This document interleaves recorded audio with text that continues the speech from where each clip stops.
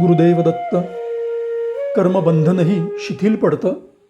श्री गुरुचरित्राचा 48वा अध्याय. श्री नरसिंह सरस्वती दत्तप्रभूंच्या करुणेच्या अलौकिक सामर्थ्याचं दर्शन घडवतो.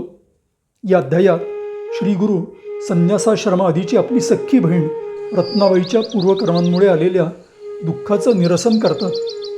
कर्मसिद्धांतानुसार प्रत्येक जीवाला कर्माचं फळ भोगावंच लागतं, परंतु श्री गुरुचरणी संपूर्ण शरणागती पत्करल्यानं हा कठोर नियम देखील शिथिल होतो, हे या अध्यायातून स्पष्ट होतं. रत्नाबाईच्या पुरोष्याच्या दुष्कृत्यांचे दुष्परिणाम हे तिच्या वाट्याला आलेल्या दुःखाचं प्रतीक होते, परंतु श्री गुरूंच्या कृपेनं हे दुःख आध्यात्मिक उन्नतीचं तिच्यासाठी साधन ठरलं. श्री गुरु तिच्या कर्मांचं संपूर्ण उच्चाटन न करता त्यांची तीव्रता कमी करतात. यामधून कर्मसिद्धांत नाकारला जात नाही, तर त्यावर श्री गुरुकृपेची श्रेष्ठता अधोरेखित केली जाते. पूर्ण मनानं श्री गुरुचरणी समर्पण केल्यानं अगदी घोर पापसुद्धा क्षीण होऊ शकतं.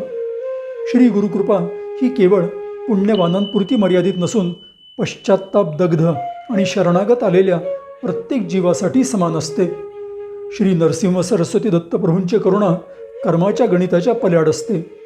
जिथे मानवी बुद्धी थांबते तिथे त्यांची कृपा कार्यरत होते, आणि म्हणूनच भूतकाळ कितीही नकारात्मक असला तरीही त्यांच्या श्रीचरणी शरणागती पत्करल्यानं कर्मबंध शिथिल होऊन मोक्षमार्ग उजळून निघतो.